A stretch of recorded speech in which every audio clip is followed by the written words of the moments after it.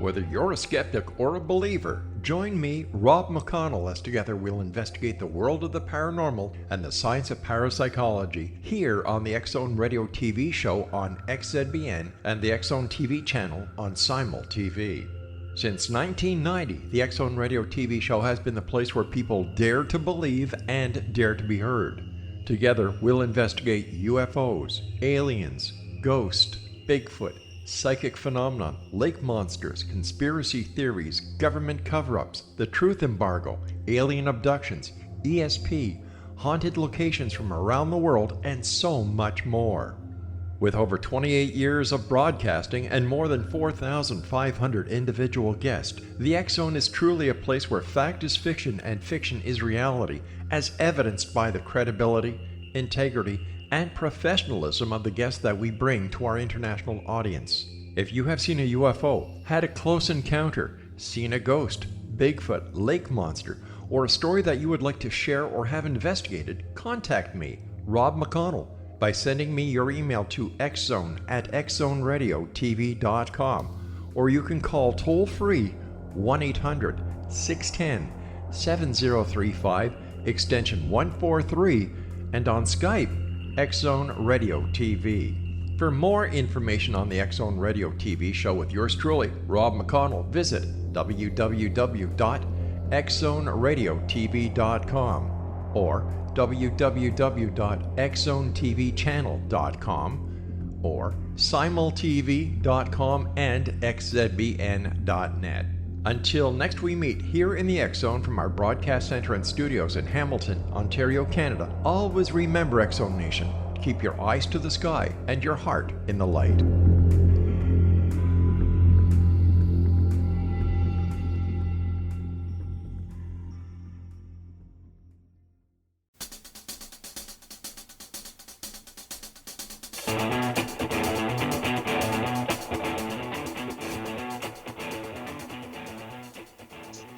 Welcome to Know the Name, Know the Genius in You, where in a single moment you can recognize something about somebody else because you understand how to interpret their name. Because, as I like to say, you can know everything about somebody from what they like in the bedroom to what they are like in the boardroom, according to what their name tells us. Now, Albert Einstein once said that everybody's a genius. Now, you've heard me say this over and over again. Why would one of the smartest people on the planet declare that everyone is a genius unless he knew that to be true? I'm your host, Sharon Lynn Wyeth, creator of Namology Science and author of Know the Name, Know the Person. And tonight's show is extra special as far as I'm concerned. I brought on my friend Michael Sloopka, and he is a negotiator of the best. Now, we all know that the President of the United States is known for his negotiating skills, whether you like it or you don't like it. But knowing how to negotiate is so important because we all use it all the times in our lives over and over again, as Michael's going to explain to us. And it's just incredible how important this particular skill is. So Michael is an expert on the topic of negotiating and decision making and the dynamics that impact, influence, and affect negotiations in our personal lives, our social lives, and especially in our business lives. He's also the host of his Negotiating for Success podcast. And Michael has personally trained over 50,000 people of all experience levels across multiple industries in 31 countries on how to negotiate more effectively. Now, I think this number, Michael, is so impressive because I know that I have personally done thousands and thousands and thousands of names, but I'm not close to your 50,000 mark. So that is just highly impressive. Michael's 5-star rated presentations and negotiating skills training programs have been delivered around the world to both small and medium-sized businesses, Fortune 500 corporations, and professional associations. He has appeared as a guest on various popular podcasts and radio programs, including mine, and has written articles or contributed to articles nationally in many newspapers and different magazines, and I could list you the names and you would all be impressed. But I want to get right to it. So welcome to Know the Name, Know the Genius in You radio show, Michael. Sharon, great to be here, and thank you for having me. Oh, my pleasure. I'm so delighted you found time for us. So Michael, to dig right into it, how important is knowing how to negotiate? Well, Sharon, it's a question that we get asked and I get asked frequently. And negotiation is kind of like a hidden topic to many people. Um, we negotiate every day in our social lives, our personal lives, and our business lives, and it's an essential life skill. Um, we're negotiating with tradespeople, banks, mortgage companies, children, spouses, partners, significant others, neighbors, automobile companies, employers, recruiters. We're negotiating every day. The challenge that we often have in our speaking practice and when I coach and work with people is getting people to realize that in fact it is something that they do every day in their lives. A lot of people believe that it's a skill that's only used for business people or salespeople or in business situations, and it's not. It's just simply not true. I know in my own personal life, I think 70% of the time when I do my negotiations, it's in my personal and social life. So it's an essential life skill, and it's also a learned skill, Sharon. A lot of people think it's a skill that somebody else is trained to do or you're educated to do it. It's a skill that almost everybody can learn to be more effective at. So, we're going to be talking about negotiating tonight. So, how do you define negotiating? Well, it's the general definition I can give you is it's the process of moving an involved party to some degree in the desired direction. So first of all, another party needs to be involved in the discussion or dialogue, and the process of negotiation is moving that person in a desired direction. Now, most people believe that direction should be in one's own direction. But we teach win-win, which is all about creating something that I need out of the negotiation and making sure that the other party involved in the negotiation gets something as well. So I really view it as win-win, and I view it as moving an involved party to some degree in a desired direction. On the economic side of it, it's really important to understand this. We teach a process, and I work with people to make sure when there's a high concern for a relationship, if you're negotiating with a significant other, a partner, a spouse, a colleague, or a family member, you're obviously going to be a little bit more flexible in that negotiation than you would be if you were negotiating with a credit card company, bank, or a mobile phone company. So the goal is to move a desired party in a specific direction, and there's skills that you do to do that. That's interesting. I'm so glad you mentioned the win-win because that was my next question for you: is what constitutes a win-win? Well, yeah.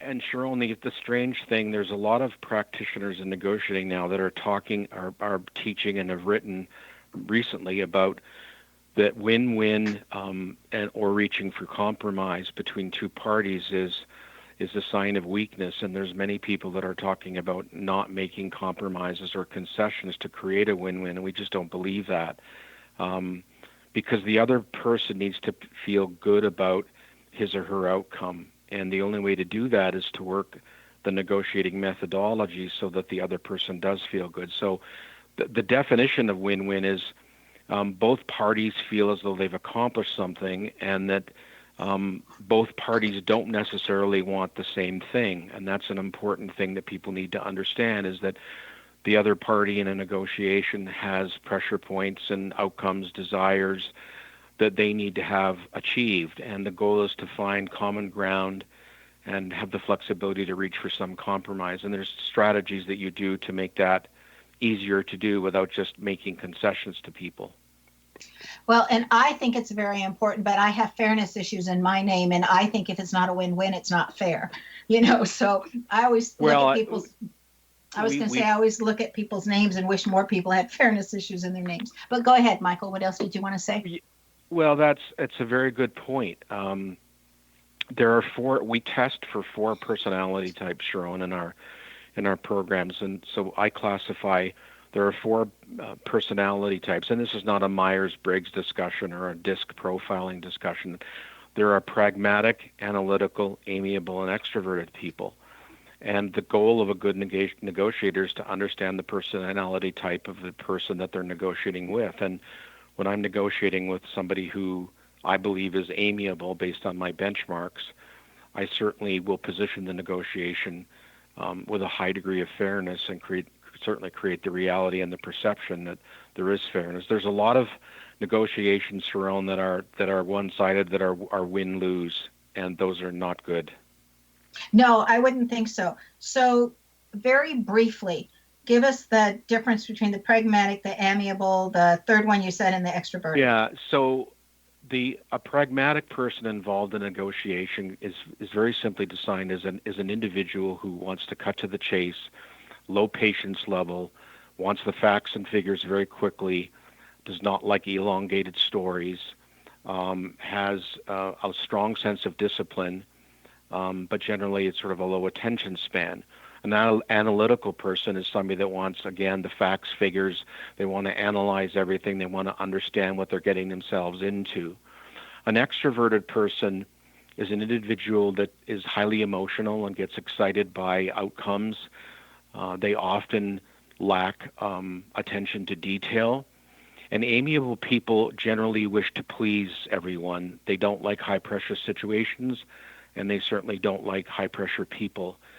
Amiables, if you're negotiating on where you're going to go for a particular religious holiday or an event like that, amiables generally will compromise very quickly to keep everyone happy because they don't like to create a discussion over who's going where.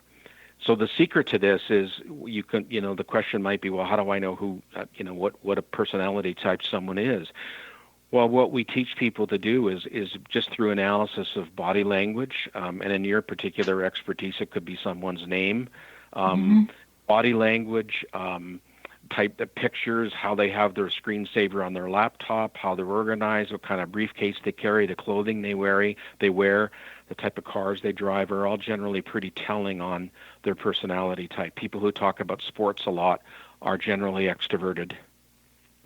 Isn't that fascinating? As you were speaking, I was thinking of the different letters and letter combinations and where they would be in the name to give you the same information. So this is the part of the program normally where I interpret some of your name. And I know I don't have much time, so I'm just going to give you the highlights. In Michael's name, it says he is quite a manifester. He's very inclusionary. He likes to include everybody because he likes to be included. He can do things the hard way. He has learned from doing them the hard way so that he's saving other people that problem of doing them that way. He likes to be in charge of himself, doesn't want somebody else in charge, and he has a good sense of self. And I think that's really important anytime you're negotiating, that you're not going to give up your sense of self, because then you wouldn't come away feeling really good. The coolest thing in your name, Michael, is that you stack the deck. And so every year or every group of years should get better than the years before them. Okay, so you constantly are making life better as you get older, which I think is a great way to live, because we don't want to be going in the opposite direction. And you've learned how to be incredibly likable without changing who you are to get liked. Well, we need to take a break. Stay tuned to Know the Name, Know the Genius in You, which is being heard on X Network and on the website, knowthename.com. Now, after the break, we're going to find out some key things to remember about negotiating. So stay tuned.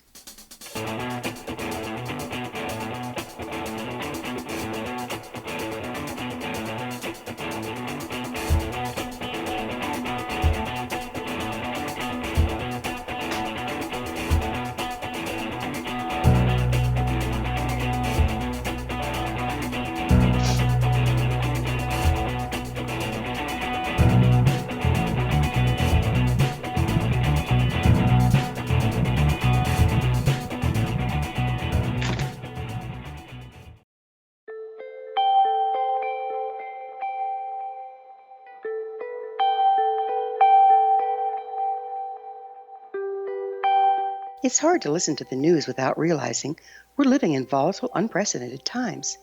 Yet never has there been such an opportunity to transform the human condition. As old structures fail, where can we find the guidance to co-create a better way? Find Your Path Home is an ever-evolving, leading-edge information, education, and healing resource center designed to support and guide you on your path to unity and enlightenment.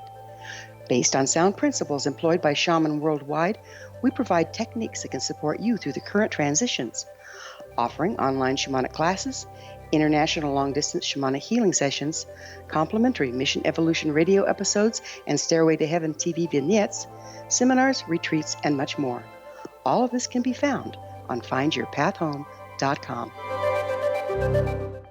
So I was watching the X Zone TV channel last night when I was abducted by aliens, and they kept repeating to me over and over again, simultv.com, simultv.com. What's simultv.com? That's what I asked them. They had it written on the side of their UFO. How do you spell that? UFO. No, I mean simultv.com. simultv.com. simultv.com. Right. simultv.com. Interesting that you were abducted by aliens in a simultv.com UFO last night. Oh, yeah? Yeah. Now that you mention it, I remember now last night I was awakened from a deep sleep. My great-grandmother was standing there. She said she'd come from the hereafter to tell me about simultv.com. She even spelled it out for me. simultv.com, sonny boy. simultv.com. simultv.com, sonny boy. Wow. Yeah. Guys, you'll never guess what my psychic guru just told me. simultv.com. Exactly. Are you guys psychic too? Of course. We all know about simultv.com. simultv.com.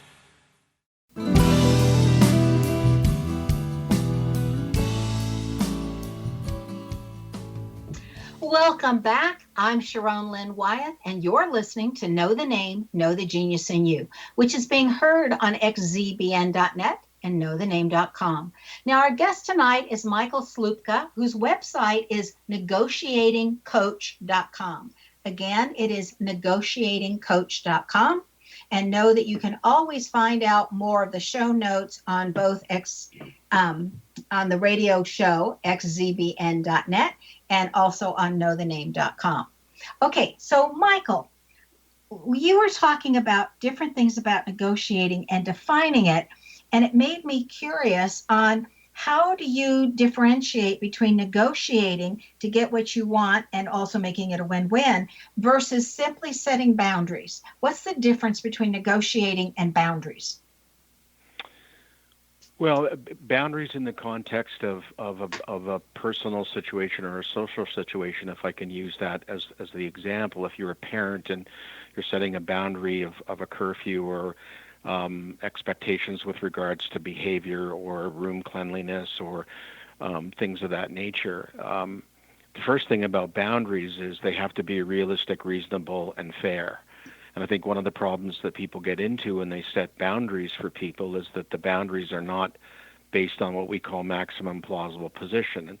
And a lot of people set boundaries that aren't realistic and reasonable, which causes the other party to object to the boundaries that have been established for him or her. And then that creates conflict, and then often what happens is people cheat on the boundaries or skirt the boundaries or skirt the rules. And I think it's so much better to mutually agree upon what those boundaries are and gain agreement to sticking to what the boundaries are. I think you will get some people, Sharon, who, they can even be young people who will continue to put pressure on those boundaries to test a person's ability to reinforce the boundaries. And that's where you're into perpetual negotiations, which is when we do our seminars at large associations for parents or spousal programs, somebody will ask the question, should I negotiate with my children? And the reality is, you certainly want to encourage a degree of negotiation, but you don't want to have it interfere with the basic rules and boundaries that have been agreed to. That makes me think, I wonder if really good teachers are just natural negotiators. Well, I think there are. So that's a good question. Some people have a very natural feel for the process, Sharon. So if I was in a room with 100 people and we were doing a seminar, it's pretty easy to see that about 33% of the people in that room have a natural feel for the process of negotiating. 33% of the room, struggles with the idea of needing to do it and needing to get better at it. So there are some people that have a natural feel for the process. Interesting. Okay, so I love your definition there of reasonable, fair, realistic, okay, that boundaries need to be that way. So talk to us about the difference between negotiating, Michael, and manipulating, because I think a lot of people back off and say, oh, no, I'm just being manipulated. Well, that's another great point you raise. And that's why negotiating is a topic that's always perceived as something that salespeople do, or people view it as manipulation. And manipulation involves the coercion, an excessive amount of coercion power to manipulate somebody to be able to adopt your position.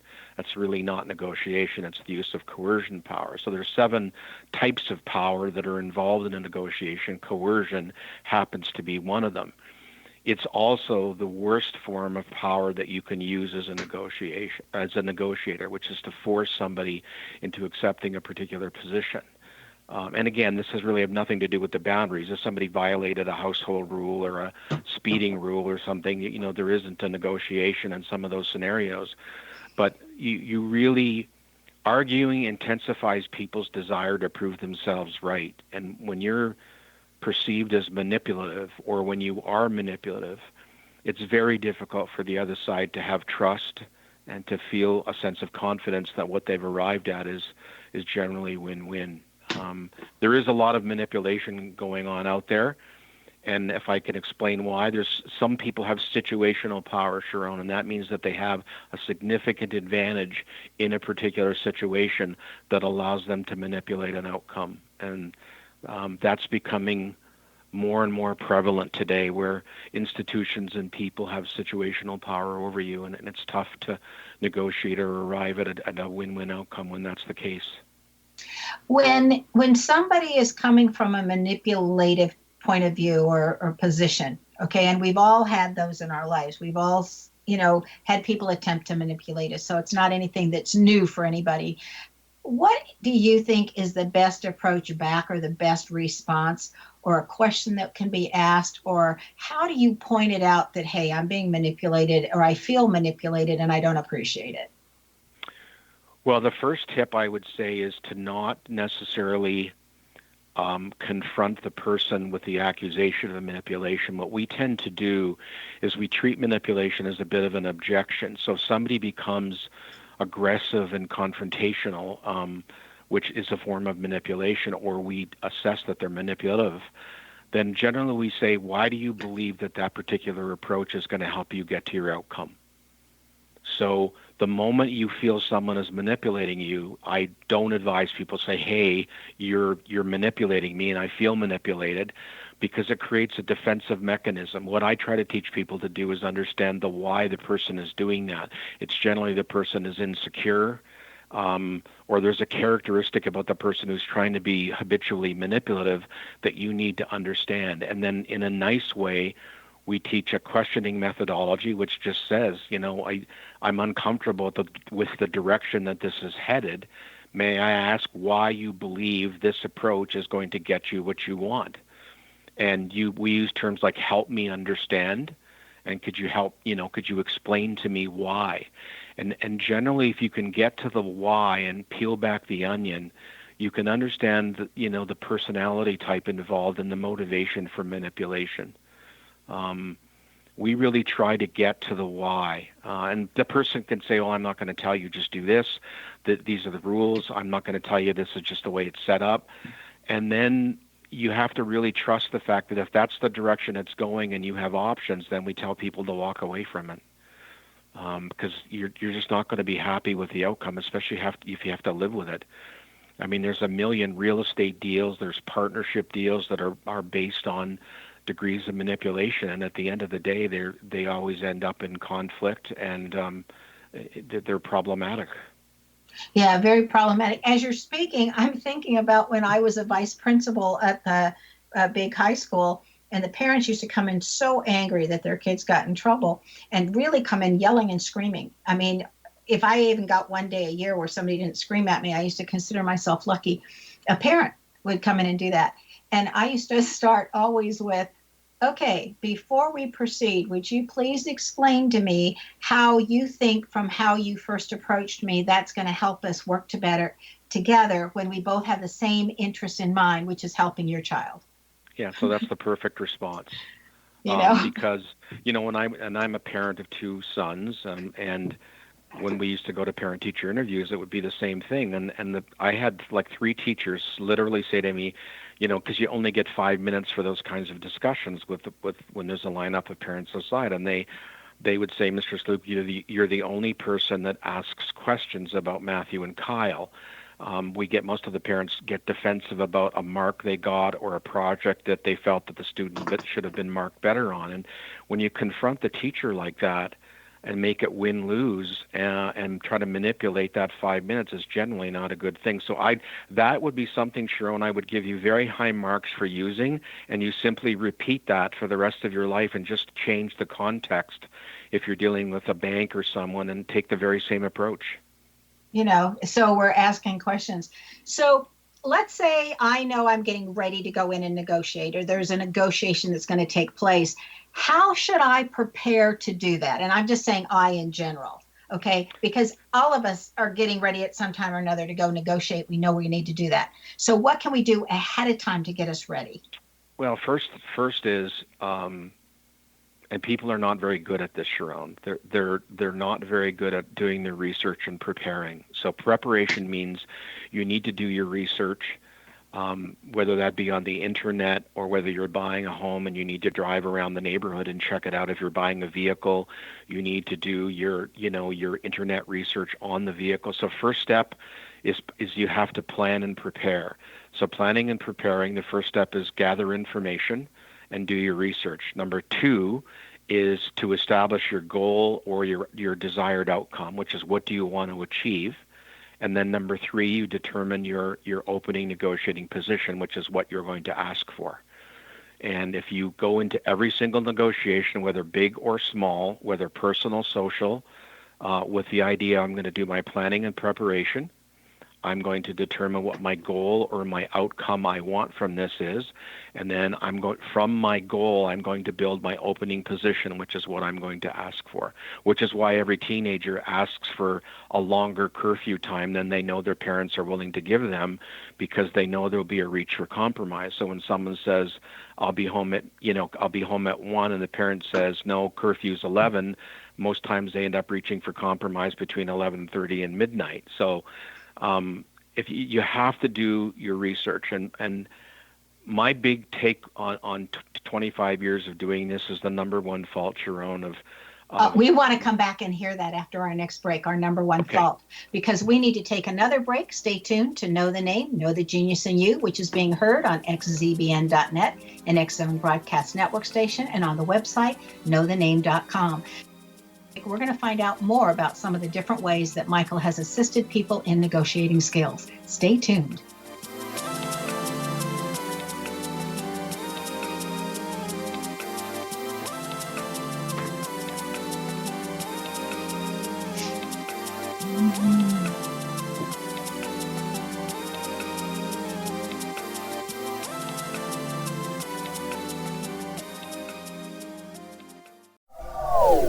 They are here, and they've been here for thousands of years, making their presence known in the shadows. They might be seen by a lonely motorist on a deserted road late at night, or by a frightened and confused husband in the bedroom he is sharing with his wife. But who are they? What do they want? Why are they here? Perhaps most concerning, has the government been aware of their presence all along? The new book by Ellie Marzulli, UFO Disclosure, the 70-year cover-up exposed, delves into the world of UFOs. Can full disclosure be soon?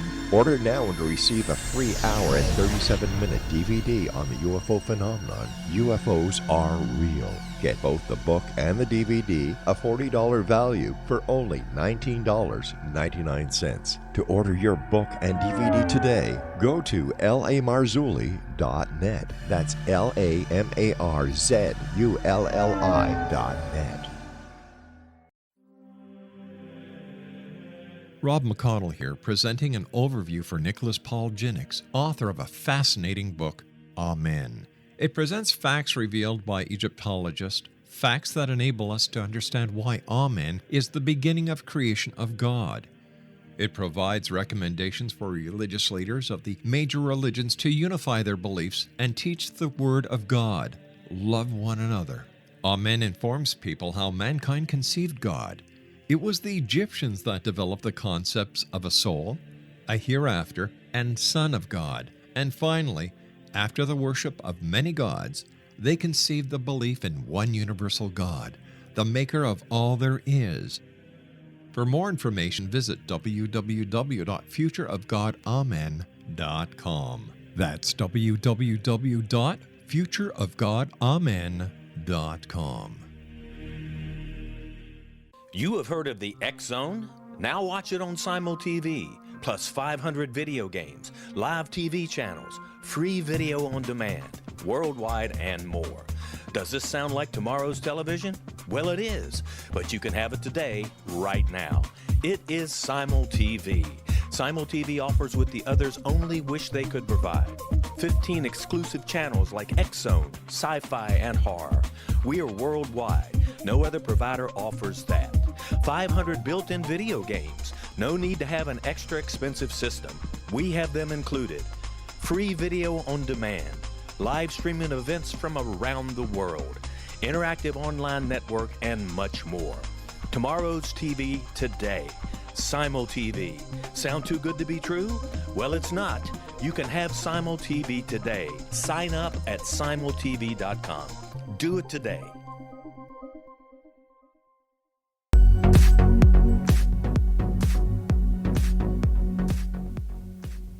Welcome back. I'm Sharon Lynn Wyeth, and you're listening to Know the Name, Know the Genius in You. Our guest tonight is Michael Sloopka. Now that's S-L-O-O-P like Peter, K like Keith, A. Michael Sloopka, who can be reached via his website, negotiatingcoach.com. Now, Michael, before the break, you were going to tell us about this number one mistake that people do. Please continue. Yeah, Sharon, over 25 years in those 51,000 people, I think that the biggest mistake people make aren't necessarily the tactics or the strategies or the phrases or the scripts, which people kind of look for the easy solutions to solving negotiation. The number one problem they don't do is they don't do their research, and they don't gather information, and they don't have a strong attention to detail. And it's something that people need to get much better at. And today with technology, there's no excuse for not Googling or checking LinkedIn or doing a whole bunch of stuff to determine and get your research and get your facts together before you start to proceed in a negotiation. Because if you get into the middle of a negotiation and you haven't done your research, you're at a significant disadvantage. The simple rule is that the person or the party that has the most in-depth and accurate information has a significant advantage in the negotiation. Oh, that's really interesting to know. I will like to inform everybody that I always do that before I go in and buy a car. And when I bought my Subaru Impreza, it was the top of the line, the sports model, close to $30,000, and I walked away paying $21,000. So I really think you ought to do your research first. And I researched cars and backgrounds and whatnot for over a year before I went in. But, I look at it from watching things, and for a year, I look at it that I made $9,000 from my research.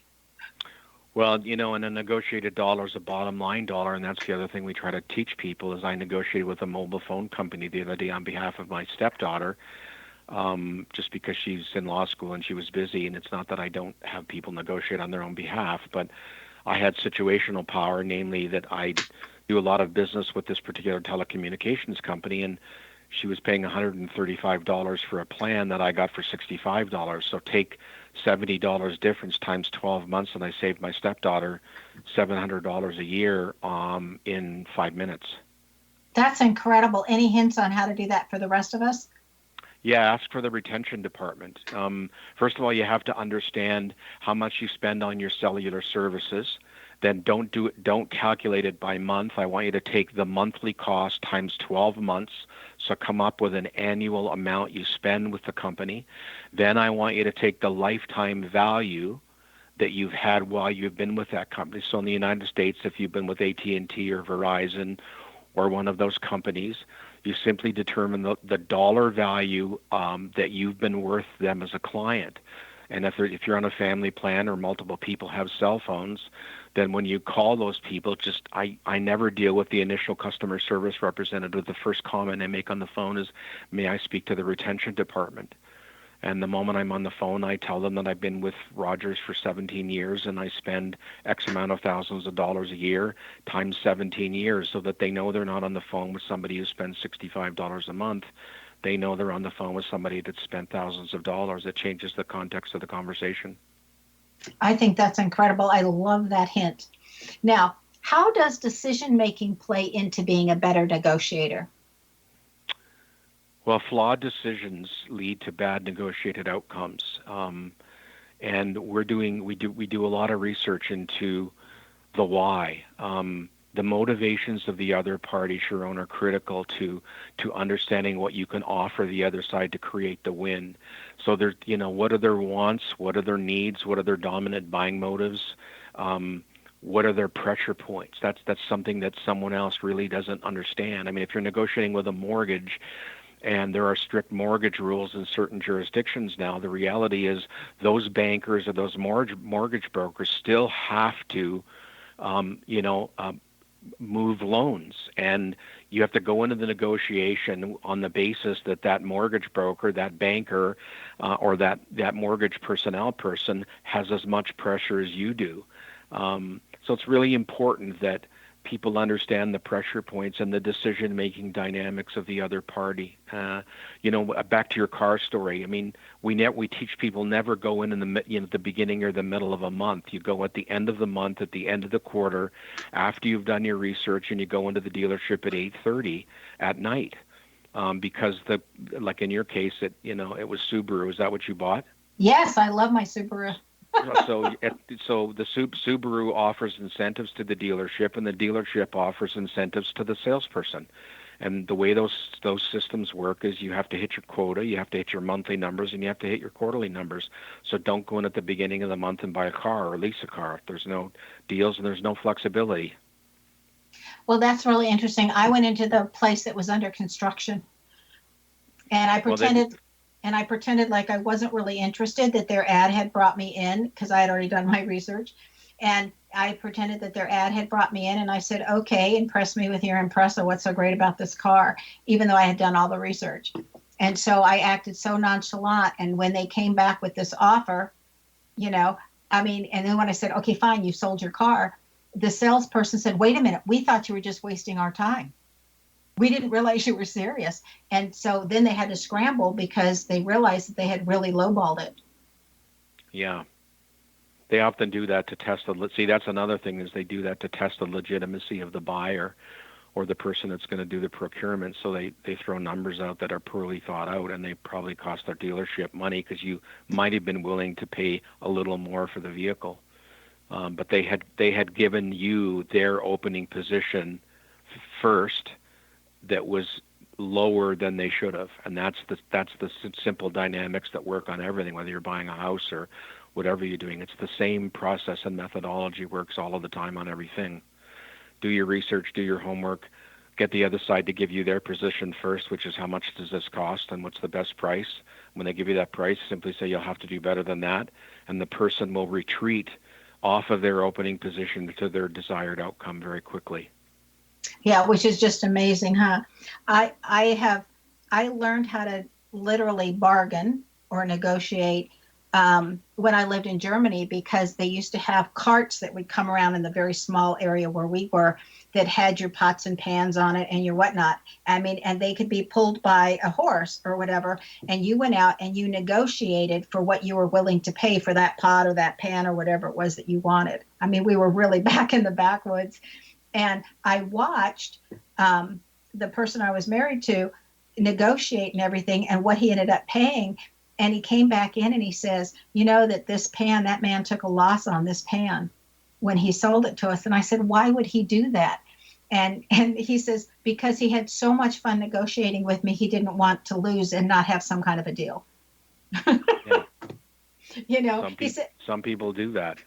Yeah, and he was like, oh, he'll make it up on the next one. We don't have to worry about him. So how do emotions play into negotiating? Well, we talked earlier in the program about arguing intensifies people's desire to prove themselves right, and it's you generally, when you're dealing with somebody in a negotiation that's becoming emotional or starts with high emotions, the goal is to disarm that person and get them to think rationally about what they're doing. If you're involved in a negotiation with multiple parties on your team, like if you're running a business and you've got salespeople and a marketing person, what we try to tell people to do based on assessing personalities is emotion can be used for some degree of theater, Sharon. So there is what we call flinches, where somebody can roll up their sleeves or set down the reading glasses or roll their eyes or drop a pen or stomp out of a room. Some of those are legitimate theater flinches, which is they're designed to show you that the other person has reached the end of their discussions. And some people are just naturally emotional to begin with, and they're tough to negotiate with because it's hard to get them to calm down, and it's hard to get them to see logic because they react always on an emotional plateau. And the only solution to that is to use your similar question, which is, listen, you can get as upset as you want about what's going to happen here, but that's not going to do you any good. I suggest you calm down and let's talk about what we believe is fair. You have to spend your time disarming people. And as a person that negotiates myself, I spend 30% of my time trying to arrange the negotiation so that the other person can better manage themselves, because if they can't manage themselves, then we're not going to arrive at a win-win outcome. So you have to get them to see the logic. Okay, I just wanted to say one comment on what you said. I love all of that, but I will just tell you that when somebody tells me to calm down, I want to stop right then and there.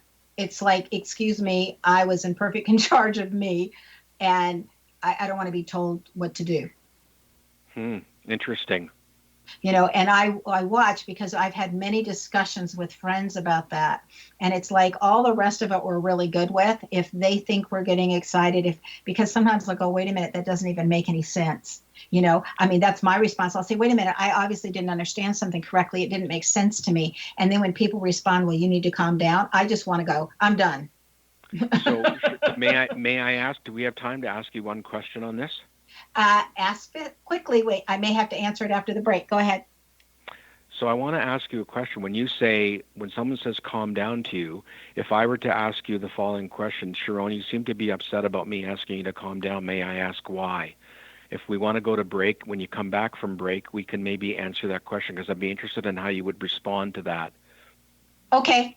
I'll tell you that when we come back from break. We need to take our last break. Stay tuned to Know the Name, Know the Genius in You on xzbn.net and knowthename.com. Now, after the break, we're going to find out what Michael has in his name that has assisted him that you just might have in your name as well. Stay tuned.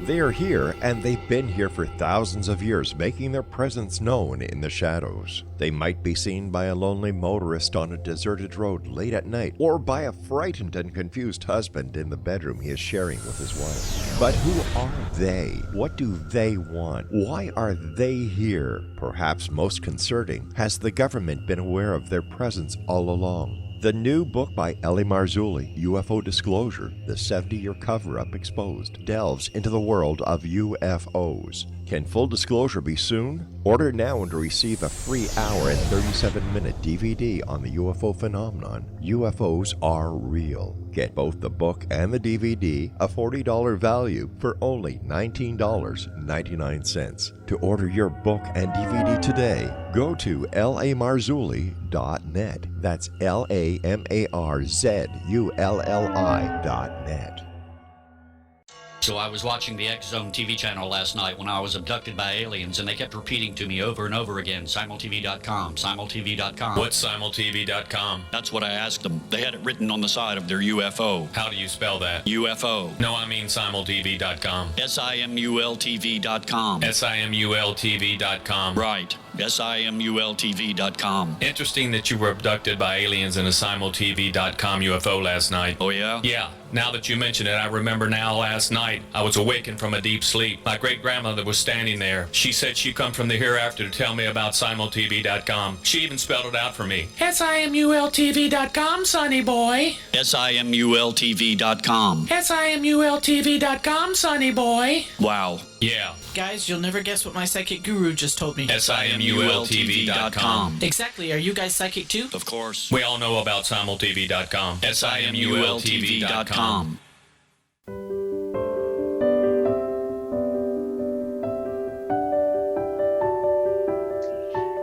Welcome back. I'm Sharon Lynn Wyeth, and you're listening to Know the Name, Know the Genius in You. Our guest tonight is Michael Sloopka. I love this last name. It's Sloopka, whose website is negotiatingcoach.com. Now, he's taken his skills to a level where he's able to share his knowledge with others that helps everybody learn how to be a better negotiator and to negotiate win-win situations.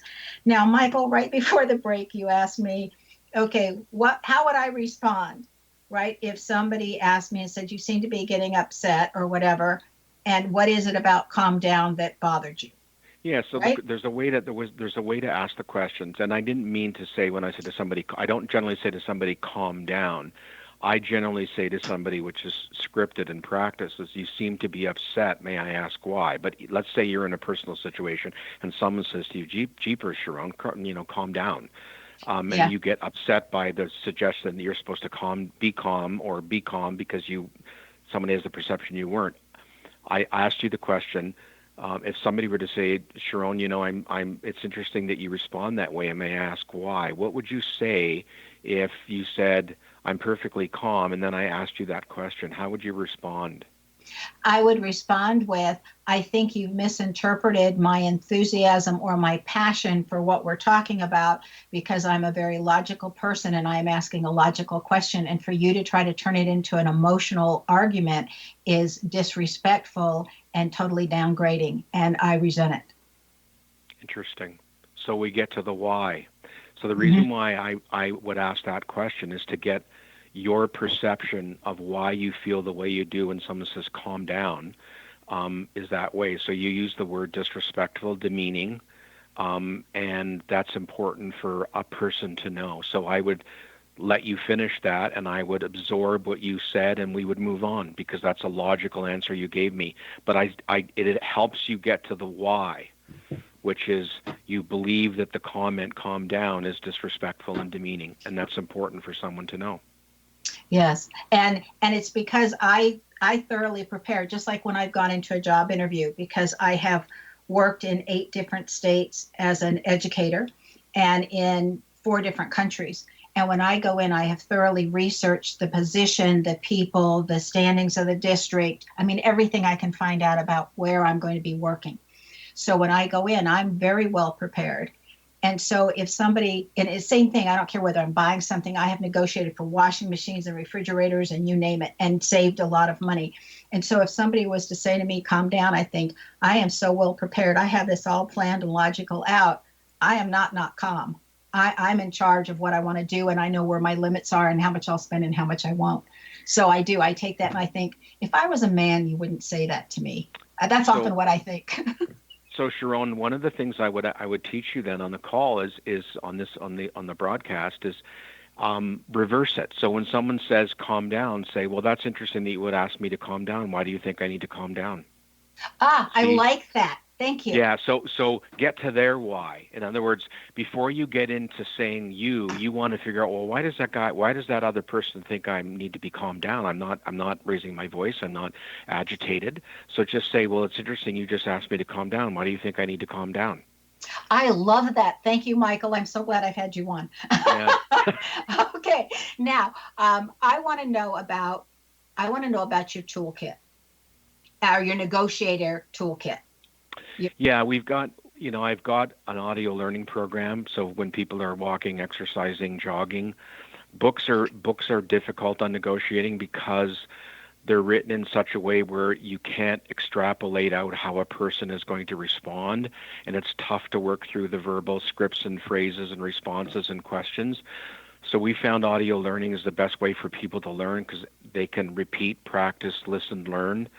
So we've got a Power Negotiator Toolkit, which is an audio learning program that does three things. There's a full advanced learning program. Then there's my best practices, phrases, questions, and tips, which is about 45 minutes long, and some of the tips we've shared with you on the broadcast. And there's also the personality assessment, Sharon, that's a PDF document. So a listener of your broadcast would be able to print the document and take the personality assessment and determine the type of personality they are and also understand how they interact with others.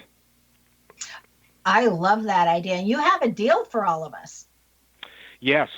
Your listeners, it's currently $99.95, and your listeners, if they use your name with the number 1 after it and enter the code, if they go to our website, and I think you're going to be publishing some notes possibly. Yes, I will be. For the broadcast. The promotion code is Sharon1, and they'll get $19.95 off the purchase price for your listeners only. It's an MP3 download. It's easy to do. And if you're going to be printing instructions or make that available to listeners on a link or something, they can take advantage of the offer. I think that is so generous of you. Thank you, Michael. I really appreciate that. Yeah, it'll go in my newsletter that goes out, so that everybody, even the ones that miss it and have to hear this later, will know that they can get it. Is there a time limit to this offer, or as long as they're using that code for whatever they listen to the program? The Sharon 1 code ends. It's applicable for purchases until 5 p.m. Eastern Standard Time on April the 26th, I believe. So that's another thing about negotiating, is always set deadlines and always use time zones. If not, people extend them. So April the 26th, 5 p.m., Sharon 1, as many people can use it for the downloads. Great. Thank you. I just wanted to know if there was a timeline, because I think most things do have that. Okay. So is there anything that people can do so that they could avoid negotiating if they're not comfortable with it, or to preempt it so they don't have to negotiate? Or is negotiating simply a part of life that we all need to get used to? Well, it's a part of life and it's an essential life skill, but there are some people that are uncomfortable doing it. So here's the first bit of help I can give someone. If someone's going into a high stakes negotiation, car, a house, or a scenario, a divorce, a settlement, a partnership, then the person should consider hiring an expert. So if they're uncomfortable negotiating, have a partner or a significant other who feels more comfortable doing it, do it for them. Number 2, hire a subject matter expert to do it on your behalf, whether that be a real estate agent or a relative. I believe that once people become consciously competent at it, once they start to feel more comfortable with the process, they'll feel less confrontational and they won't be as intimidated or frightened by it, Sharon. I think once you get some early successes in practicing, I think people will start to apply it in their life. I mean, a lot of the comments we get back on Facebook or our website or LinkedIn are people who try things that they didn't know or they were afraid of trying, and they had some, tremendous successes with it. But if you are uncomfortable with it, get someone else to do it for you, a family member or somebody who's a little bit more skilled, or a subject matter expert if you're involved in a high stakes negotiation. I think that's an excellent idea, because you negotiate, and like just on my car, that can save you a ton of money. And I always think, if you're not making more, I thought this way as an educator, as a teacher, and we all know that teachers don't get paid very much for all that they do. And I always thought, if I don't have the money to spend, then I need to make sure that that money that is going out buys me more, if that can be. And I found that always going in prepared invariably saves me money. For sure, and whether you're on a household budget or whether you're financially independent and wealthy, you just shouldn't throw money away. And there's an opportunity in a lot of places to save a lot of money on a lot of things. People just don't bother to try, and some of them don't even ask. Well, and I know that when I say that I'm willing to cancel a service, be it a telephone service or an internet service or whatever, usually they come back with an offer of a lower amount. For sure. Because they'd rather... The cost of acquiring a new customer or a client, Sharon, is much greater than giving you the concession. Yeah. So, I mean, I always wait to the last minute, and I like to do that the most with Sirius XM radio, which I really enjoy, but I don't want to pay their yearly fee. Right. So, thank you so much, Michael, for coming on and sharing all of your fabulous knowledge with us. And I'm so excited to present this to everybody that's listening, because what a deal. And like I said, on both the show notes and in the newsletter, you can get all of the information that you need and the links that you would need and the correct spelling of Michael's last name. Michael, is there, like in the last 30 seconds, is there anything that you would really like to impart that you haven't said already? My closing message is everything is negotiable except not negotiating. So give it a try and relax. Once you learn a little bit about the process, you'll feel a lot better about it, and it's a learned skill. So invest the time in getting better at it. I love it. Thank you so much, Michael. Pleasure having you on the show. Sure. Okay, Thank you, everyone. Sharon. Be prepared, be surprised, and extremely pleased when you get to experience Michael Sloopka's work. Now, his website, again, is negotiatingcoach.com. Again, it's negotiatingcoach.com. Now, Michael's name excels at being able to manifest what he wants. This is found in the letter M. If your name starts with the letter M, then you too can manifest your dreams as you have the fortitude to do so. Do you know where your genius lies? And do you know what your name means and why you're here and what your purpose is and what your strengths and challenges are in your name? You can find out by going to knowthename.com and signing up for a session with myself. Tune in to hear the fascinating ways that all kinds of people have succeeded living their dreams and what their names say they can do well. This is Sharon Lynn Wyeth signing off.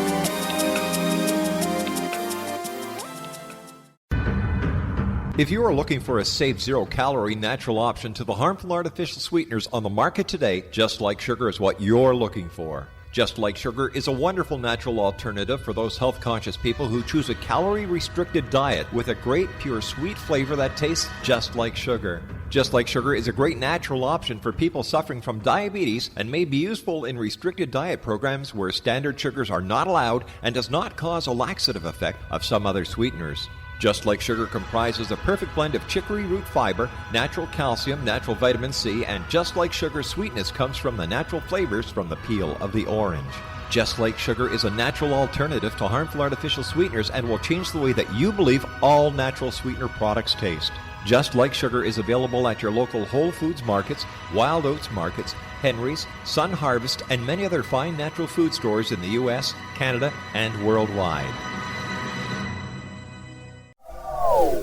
They are here, and they've been here for thousands of years, making their presence known in the shadows. They might be seen by a lonely motorist on a deserted road late at night, or by a frightened and confused husband in the bedroom he is sharing with his wife. But who are they? What do they want? Why are they here? Perhaps most concerning, has the government been aware of their presence all along? The new book by Ellie Marzulli, UFO Disclosure, the 70-year cover-up exposed, delves into the world of UFOs. Can full disclosure be soon? Order now and receive a free hour and 37-minute DVD on the UFO phenomenon. UFOs are real. Get both the book and the DVD, a $40 value, for only $19.99. To order your book and DVD today, go to lamarzulli.net. That's LAMARZULLI.net.